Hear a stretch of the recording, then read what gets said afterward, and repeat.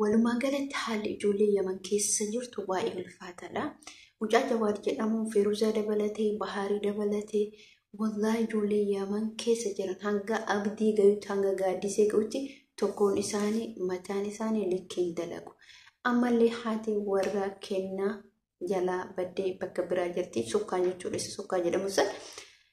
Assalamu alaikum warahmatullahi wabarakatuh. Akkam jirtu naga keessanii fayyaa keessanii isin jechaa haalli naga buute alhamdulillah galata rabbii hordoftootaf kabajamtoota kiyya warroonni hanga maatiitti na jajjabeessitan baay'ee takka galatooma koomantii babbareedaa yaada keessan na qooduudhaan munaan jabaan jechuudhaan baay'ee takka galatooma warroonni chaanala keenya faana taatan subscribe godha isin jechuun barbaada. Dhugaa rabbii dubbachuuf tokkoffaa namni ani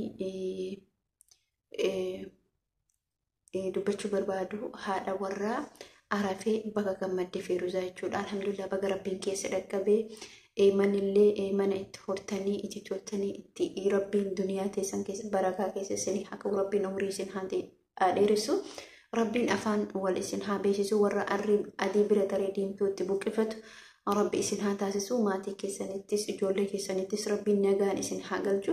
Walaa mucattiin sun baay'ee miidhamte haa ta'u garuu mootuu daddafeetiin dhaqqabamte jechuudha. Bahaarillee baay'ee tokko miidhamee jira wallahi innis jechuudha dhugaa rabbiititti rabbiin isa haa fayyisu. Dhugaa dubbachuuf baay'ee tokkotti bakka haalli ijoollee Yaman keessa jirtu ammallee mucaa Jawaar jedhamu mataan isaa likkeen dalagu. Ani ijoollee Yaman keessa jirtan waan akka ta'e bichaa hin beeku. Jawaarillee rabbiin keessa haa dhaqqabu rabbisi haa fayyisu. Wallahi baay'ee ulfaata haalli ijoollee Yaman keessa jiranii raaga baay'atu na fakkaata biyyi suni. Akkasuma haati warra kennaa hoo maaliif badde? Ani gurbaa tokko eenyu jedhama. Nama dhiirti dubartii galgalaa ganama yoo itti qanyifte dhiirti dubartii alaa yoo galtu dubartii itti qanyifte taanaan dubartiin sammuun isiin heeggata. Viidiyoo kana kennaa yoo kan dhageeffatu taate haati warraa kee eessumattuyyuu bakka feetes jiraatu haati warraa kee ni jirti. Garuu mootuyyuu isin dhiironni Yaman maalinni gaafis irraa qabaayyuu kenna mataa keetinu. Isin biratti maaliif dubartiin kabaja dhabde? Isin biratti maa dubartiin tumamte? Isin biratti maa dubartii teessanii bootaan kennitanii jaalalan qabdaniif jechuudha. Dubartiin teessa yoo ati takka tubbatu goote baafatte jarana ijoolleen Yaman keessa jirtan akkasuma ijoollee warroonni na hordoftan wanni kun faayidaa keessan dhageeffadha.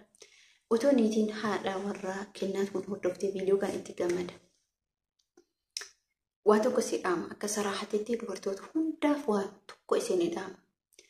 Yeroo abbaan manaa keessi tume alan ba'in ollaan dhaqin hin dhiyyin. Dubartii jechuun dubartii abbaan manaa tume afaan isii ukkaanfattee boottu gola keessatti odeebite. Dubartii jechuun dubartii yoo abbaan manaa isii tume ijoolleen isiin dhageenye.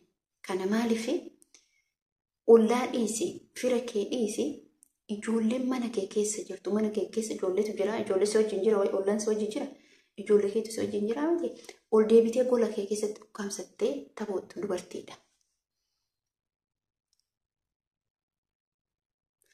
Nuti maatiin keessan gaaf isin gorsu dubartiin sokkotee warra dhaquun nuuri guddaadha.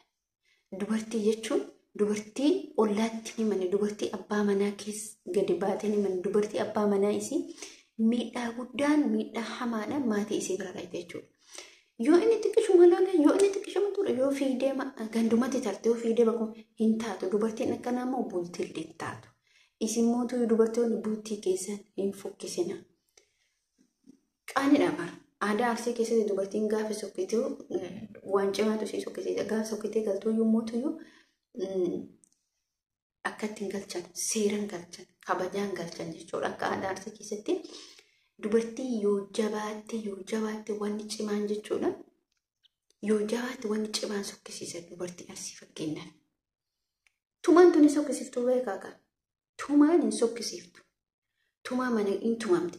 Dhirsiin tuma dubartii dhirsiin fakkeenyaaf wal dhabdee nama wal dhaba. Abbaaf ilmi waliin dhabu namni niitii isee dhaa. Maaliif niitii isaa waan taateef aaree dha'uu danda'a. Maaliif walitti dabalamu tumaaf otoo hin taane garuu mootuyyuu namni in wal dhaa. Garuu immoo gabbaatee bakka shaaluu ofii fudhattee kanuma uffattee bilbila isitti kiti qabatee tarte anaa rakkatti wallolee hin tumsiisaa akkas hin taatu dubbiin akkana. Fokkattan ijoollee Yaman dubartii teessan qabadha. Dubartii teessan kabajatti godha. Kun biraa baheetiniin niitii biraa fuudhe. Yoo har'a isii walloole gabbee borka biraa fuudhe. Yoo har'a isii walloole borumootu yoo raaga itti fide. Yoo niitii biraa fuudhe mootu fidee qorichatti qootee maraachite. Amma baharii haala inni keessa jiru laala waggaa meeqa jiraate yeroo intala takkitti fuudhee ofitti dabaletti wallahi jireenya isaa guutuun bittinaa jirti jechuudha. Mee rabbiin kadhadhaa mee guyyaa tokko du'aa eeguudhaaf rabbiin baharii kanallee jawaadii kanallee haadha mana kennallee rabbiin nagaa mana keetiitti isaa deebisu adabadhaatiin dalagadha. Akkasuma killee baay'ee miidhamaa jira jechuudha. Mucaan sun immoo tuyyuunumaa nama ajaa'ibaa jechuudha. Mucaan killee jedhamu sun illee dhugumatti jechuun bakka haalli isaa ulfaataadha. Daa'ima irratti gattee baddeessee illee sokkaan kun maali? Sokkaan baraafee duraan hafe zamanaan maan jiru? Jiru naannoo keenya amma hafee jira. Sokkaan hafe dubartiitu mullee hafe jaalala walii qabaachuu qabu. Sanuu warra dursanii warra durtuu yoo ta'e malee warri ammaa hin jiru. Hin jiru warri ammaa keessatti maal? Jara nuu jiraatellee fiigee alan buukeenya.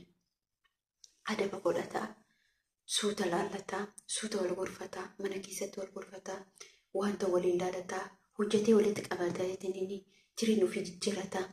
Amma fakkeenya yuutuubii maa dalagattanii, piraankii dalagattaniyyuu dhuguma bakka hojiidha jechuudha.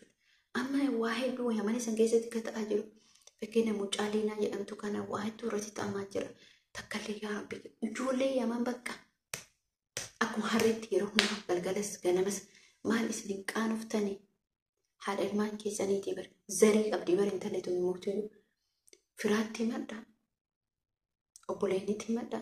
Amma fakkeenya akka duniyaa fuudhee kana laala akka nama takka qubee takka aa jedheen beeynetti akka immoo nama qura'aana aliif jedheen beeynetti akkasitti jechuudha. Gurbaan jaarsa duniyaa sunillee nama sammuun akkatti yaane gonkumaa argeen beeku. Wallaahi dhasiin jiran baddan akka ijoollee Yaman. Ani murteen xiyyeetan wal gorfadhaa, jaalala waliif qabaadhaa, hojii keessan hojjetadhaa, takkabda walitti qabadhaa. Amma duraan eenyutu dubartittuu hajjiidha. Hajjii dhiisee jira alhamdulillah rabbil alamin. Garuu hajjii sun hundur kufee sanarratti murtee mataa keessan akka dubbiin amma mataa keessan. Nuti waan isinii kun jamaa yaa jamaa deebi'iitii uummata makkee fuuluma kee kana mastaawwatee keessatti ilaali. Fuuluma kee kana mastaawwatee keessa galchuuf ilaali. Fokkattanii ijoollee Yaman keessa jirtanii jireenyi keessan ulee bichaa ta'e, dalagoon keessan ulee bichaa ta'e. Maali ijoo Kaayiroo keessan jirtu biyya baqqaata miti ijoolleen Oromoo kan bakka hunda jirtu. Keessan maaliin daangaa ta'e? Ajaa'iba barees nama ajaa'ibtu bara. Bakka garamti isin qabanne reenuti. Galgaleetumaa galanneetumaa meemee baala isin irraa dubbannaa.